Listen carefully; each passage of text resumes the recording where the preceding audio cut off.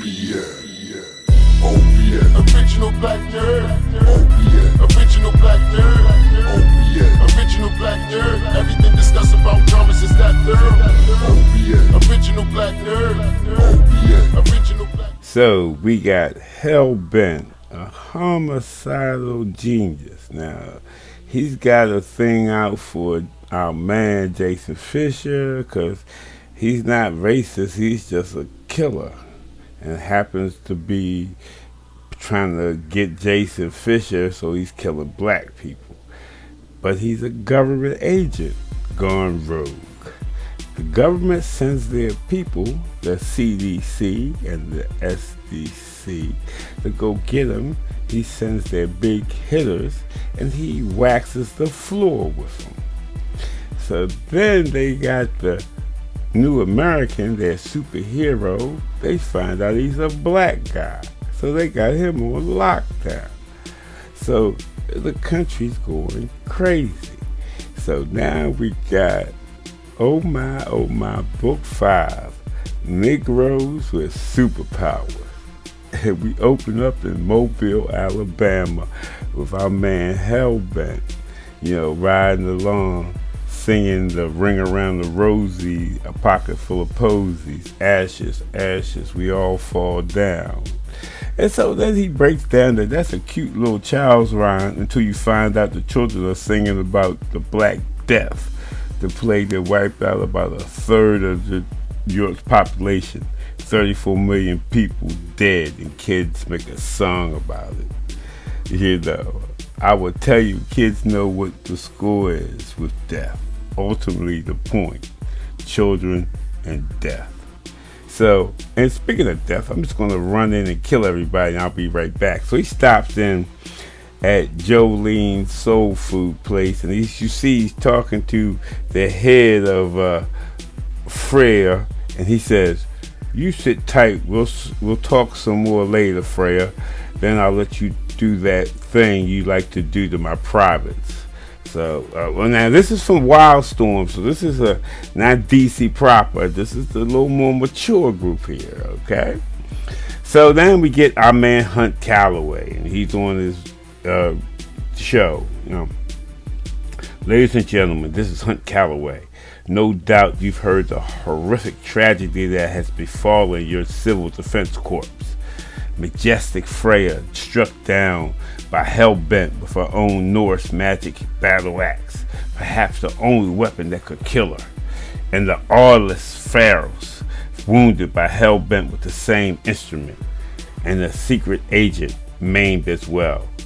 After this, all this coming after the still unexplained altercation between the Wanderer from the Dimension 8 and the New American, revealing him to be a Negro.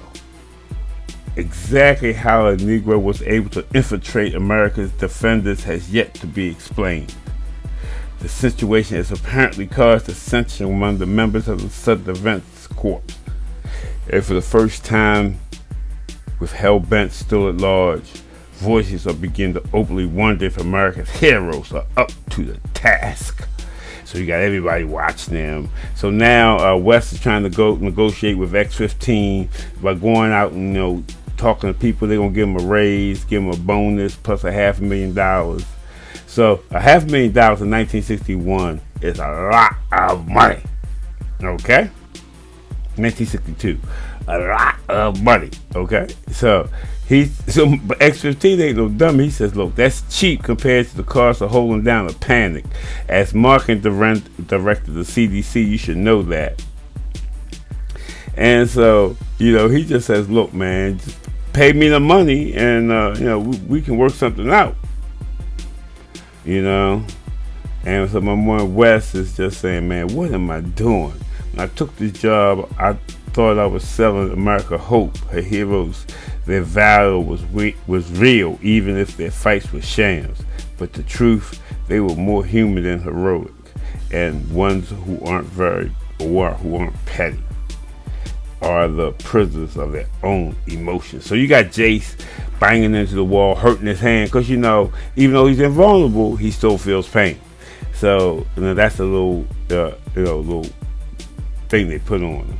So he's in there talking, and he's talking about, man, let me go get Hellbent, and the man's like, you can't go, but we trying to figure out why he left your brother, and not a lot of people know your identity. So what's going on here? So now we got two mysteries. We got one, who gave the Wanderer the juice, and two, how does Hellbent know about Jason's identity so that he would leave his brother, out of all the people he's killed, leave him paralyzed, and so he's talking about, he sent you a message, and Jason's like, I got the message. And he's talking about, don't say anything, the country's already on edge. And you see that, you got picket signs, and, you got the two sides fighting against each other, things that would be typical of the 60s. And so then you get Amber Wave and her man Muscles, and, she's trying to talk to him, and she's saying, like, hey, I just sat on the sideline, ain't done nothing. Fred got sliced up. She told me to stay. I stayed. She got sliced up, but I gotta make myself right. So she flies off saying she's gonna do some right thing for us. So we don't know what she's gonna do yet, but we'll see. So then my man, he's just getting a little down on himself. He goes in there, and people's like, what we gonna do, man? Southern Cross, they ain't gonna budge. We got a black guy on the team. Chet, he's pissed off because Hellbent double crossed him, so he's on the hunt for him. They talking about, my man Pharaohs is weak, so right now he's done. We don't have to worry about him, and so then my man says we already got a superpowered Negro who's done playing by our rules. And so now we flip back to Jason. I keep calling him Jace because Rigley wrote Jace Fox and Jason Fisher. I'll leave that one alone. Moving on. Here we go. Yeah, don't mean the whip. And so you got Coach, who is the person who sees the future. He goes, don't mean to whip the horse when the dog is sick, but tell me but wanted to tell you I'm sorry about your brother. And my man Jason goes, they ain't gonna let me see him go, And so Coach hits him with like, now exactly who is they? Because if it's not Pharaohs, because he's already got his heart taken, or the mighty Delta, who Southern Defense Corps says we ain't messing around, I don't see nobody can stop you. And so now Jason bought into the lie. He goes, the people scared enough of a Negro Powers. I don't need to start trouble for anybody. And so Coach hit him back with, good of you to think of not troubling other folks. So now he gives him one of his famous stories and blah blah blah. And he just basically comes down and talks about, point being, is no good giving a damn about what other people think. Can't make them happy anyway. Best to do it for yourself. So my man Jason says, you can see the future. Why don't you tell me how things are going to fall? And Coach comes back and says, no, not much the point. We both know what's going to happen, don't we? And he says, don't think I'll be seeing you again, son. I consider this a token of my regard. I don't know any man who can use himself a piece of time. And Jason says, this busted don't even work. And Coach says, now why would I give a perfectly good watch? And he walks away. So what does this mean? We'll see if it's the Easter, or we'll find out. We'll find out. So now we kick over to Freya getting killed, and they show her sister mourning, Hunt's, announcing all the things. Then we kick over to our girl, Miss Darling, who's, looking all sad and everything, because her man already got sad. So as my guy Hunt Calloway's talking on the TV, he gets interrupted by some black revolutionaries. They go, the lies of the government sponsored media must end up. Rise up, brothers, take arms against the oppressive. And so now he comes, they get him back. He comes back and he goes down to Atlanta, and you got the mighty Delta speaking. He says, I'm not sure how it's un-American to question the way of a great nation being served. In the past month, we've seen chaos, death, and the colored passed off as a hero. If the people up north think we'll sit for this veiled attempt at forced integration, well, you see how good they're running things. We're not going to suffer the same. This isn't about being anti-colored. This is about states' rights and protecting our way of life. So it gives that. So we kick back to the Southern Defense Corps, and of course, Southern Cross is happy with it. Mr. Lucky is, I don't really want to hang with him, but maybe, but not really. And Ole Miss, she's like, that's a problem. Last time we was dancing like this, the Union burned Atlanta. So West, so now we kick the West, and it's home hanging with his little kid, because he got big, fast. And so his wife introduces, says, somebody needs to see you. Someone quite attractive. So here comes Miss Darling, comes in here, and so she meets with him, and she kicks him with the pictures of Johnny Lau and how he thought he was, had superpowers, and then she kicked another story, and so then she hits him with the coat story. Now they show, because we saw earlier in last issue her down seeing these pictures and talking about the guy talking about why you down from New York, and it actually was the coach's wife who had got killed, and she shows West the pictures, and now she doesn't start breaking down all the stuff that the pack of lies, hitting them up with the false idols, throwing shade on him about there's no she said there's no deceit in my feelings for Pharaohs. To the contrary, I wouldn't say he doesn't have the capacity for human emotions. Human, what does that? Exactly what I see. And so he says, let me tell you something, Miss Darling, very much off the record. For what I know, Pharaoh's a guy with nearly unlimited power, but when the chips were down, he couldn't be the hero he needed to be. He is in a bad way as it is. How you think he's take his girl printing fiction and lies about him? Is that a threat, Mr. Chapman? And Mr. Chapman hits her back with, go ask your boyfriend, Miss Darling. So he's sort of like, go ahead, yeah, he broke now. You want to break him some more? Go ahead, break your man up. So then we flip down to the Southern Defense Corps, and somebody's trying to rob a store, and Ole Miss comes in and beats him down. And as he's beating him down, the coach shows up, and he asks him, she says, well, are you beating him down because you have these, trying to exercise some demons? What's troubling you about all the times you say Southern Cross life so he could just set the country afire? Or memories of the colored sharecropper your father used to treat like dirt, but still pulled your pappy out of the burning pickup truck the night he got drunk and wrecked it? Oh, she gets mad and kicks the guy up and just rolls out. So then we shift to the next panel, and we see the aftermath of Jolene's soul food place, where he hell-bent and killed everybody in the place. Okay, and so then the police are in there, and they said one of the detectives said, then we saw this and we knew things were bad. We figured we ought to call the Fed.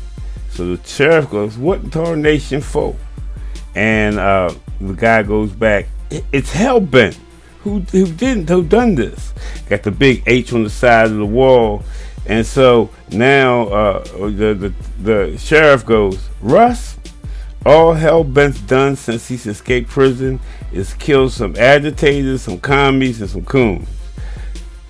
Keep up like that. I say put them on the payroll. They just walk off, right? And so now we get Hunt Calloway, ladies and gentlemen, asking you to hold your breath, hold your faith. Yes, Hellbuff has struck again, but you know that law enforcement officials are doing all they can to apprehend them. Rest assured that your government cuts in with our activists again going, don't believe the oppressors of the lie. This is Robert Williams and the Radio Free Dixie coming from you from the asylum in Cuba. Okay, so this is a Cuban that's bleeding in. Brothers and sisters, we can no longer accept the government turning a blind eye to our plight. Our brave freedom fighters have been slaughtered, but the so-called national heroes do nothing to avenge them. We can no longer depend on them. Then he hits them up with a bunch of stories, with fighting armed resistance. Talks about this at this point 62. The UN sanctioned South Africa over apartheid, but we still had Jim Crow. So then Jason comes out of his room and he sees a note. It says, Hellbent is in Mobile, Alabama. And so my man says, I'm going to make my move. So at the same time, Wes is on the conference talking, it's in there. They said, Winford, come to the conference when we got a problem. And Wes is at the same time looking at the pictures of the coach's wife. But damn, what am I got myself into? And so they see my man. Now he done dressed up in this Black Panther joint. He got the black leather, the black gloves, the beret. Yeah, he's got it down. He's got power to the people. This is definitely what you would wear if you was going to go do some work back there in the 60s. So boom. So he putting on the jetpack, and he talking about, we can't let you do this. And so now X-15, who's got kind of like a speedster guy, he starts to hit him up with he got like a cattle prod, and so he turns, and Amber Waves, who I guess she can do some light manipulation, hits him in the head with a light thing, so he get knocked around, and X-15 is like enjoying just hurting him, and Wes is like, Chet, for God's sake, and Chet goes, he wants to be a good boy and go back to his room. We can end this. We can't have him running around like some crazy. And so X-15 says, let's not quit. I get paid by the hour. So he keeps hits them with the cattle prod, keeps hitting them up, trying to, and Jason's not going down. He hits them with bastards. what Hellbent did to my brother Freya, and you the ones that turned him loose. And and Wes is trying to tell him, trust me, we can handle it. Trust me to handle this. And he talking about beat me up is how you handle things. And so they just going at it. So all of a sudden, Amber Waves gets when she flew off, that moment of consciousness, she gets it. She knocks out X-15. Oops, I missed. And on that point, Jason goes off flying, talking about deal was we were going to change America. I'm tired of being a cooperative Negro living on a liberal plantation. And Wes hits him with, Jason, you head down that road and there's no coming back. Jason comes back with him, and I keep waiting for you. Nothing's going to change. And Wes, Chet comes back, says, just to be clear, cattle prod, not my idea. And so Jason hits him with, so the hell with you, I'll change myself. And he rockets off, black leather down, double-breasted beret, going to take care of business. And Amber